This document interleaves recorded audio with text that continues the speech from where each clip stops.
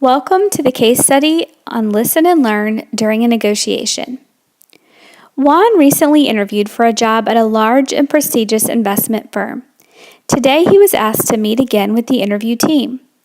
Thinking he was going for a second interview, Juan was taken aback when he was offered the job on the spot and asked to sign a contract. Juan was initially thrilled to be the choice of the company and indicated that he would love to work with the firm. But when Tim, one of the members of the interview team, slid the paperwork across the table, Juan was taken aback by the low salary number.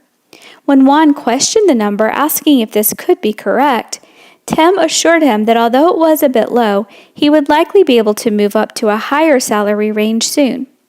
Tina, another executive on the interview committee, stepped in when she saw the doubt on Juan's face to suggest that the committee could always offer the job to their second choice if the number wasn't high enough for Juan.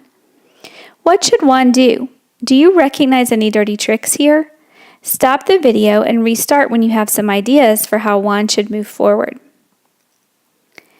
Case study suggestions. It sounds like Tim and Tina are trying to play bad cop, good cop. In addition, Tina is adding the take it or leave it ploy. Even the misrepresentation of the meeting as a second interview and not a salary negotiation was a bit of a dirty trick, possibly designed to make Juan less prepared to argue and more likely to sign the contract. In this situation, Juan should try to change the rules.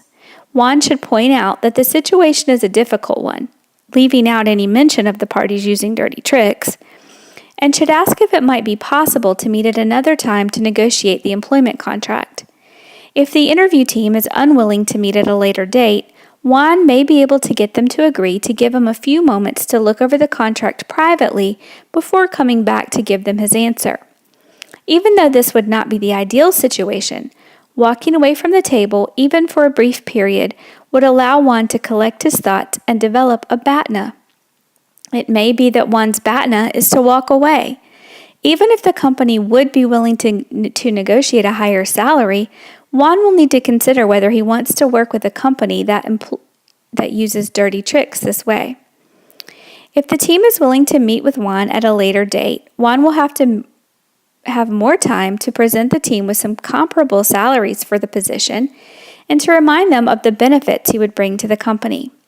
Juan would also have a chance to think about his own power currencies and how he might best utilize those in this situation to help find alignment between his interests and the interests of his potential employers.